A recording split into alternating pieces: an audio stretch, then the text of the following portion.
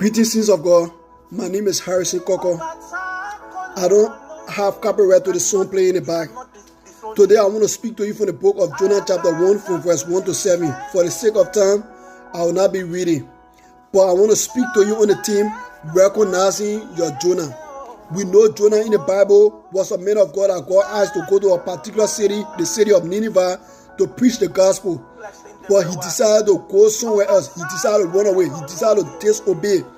And God created a mighty storm for the ship that he got on. And the people that were on the ship, the sailors, they could not understand what was going on. They threw some of their goods in the water, yet the storm could not be calm. They called everybody to come and pray to their God, yet the storm could not be calm. They had to recognize Jonah and threw him out of the ship. And the storm will come. Sometimes you pray, you fast, things not changing. You need to take physical action. You need to take action steps. Sometimes your Jonah could be lack of job. Your Jonah could be friends that you decide to help. And certain people you let into your life, things start getting worse for you. You need to self-evaluate. Your Jonah could be your pastor. Most men of God these days, they want to after themselves. They want to live a luxury life. They want to live flashy life. You as a member in a church, you're struggling. You cannot be helped. Your life is not changing, but you only in our church because you see other people in our church. Your friends are in our church. You're trying to fit in. You need to self-reflect. You need to evaluate. You cannot be somewhere years and years and things not working for you. Only the pastor life improving your life cannot improve. I was doing a research.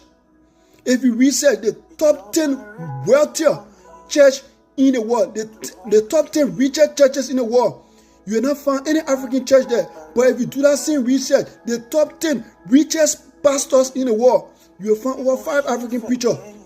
What that tells you, most men of God, most African preachers, they only after themselves. They just want to enrich themselves. And members are so blind, some members become sycophant. They don't want to recognize that they cannot tell the men of God what he's doing wrong. Men of God don't want to be corrected.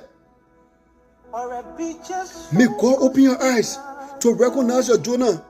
Some people, because of disobedience, they come into our life, they are disobedient from God, affecting our life negatively. We need to recognize and take action steps. Say, man, I try to help you. Woman, I try to help you. But things not working in my life. You need to leave. Some people, they know what you're going through. They are responsible for what you're going through. But they don't want to leave because you are not bold enough to tell them to leave. May God give you that boldness. May God open your eyes to recognize every Jonah in your life. May God open my eyes to recognize every Jonah in my life. By the power of God, may we be bold enough to recognize our Jonah and tell them to get out. In Jesus'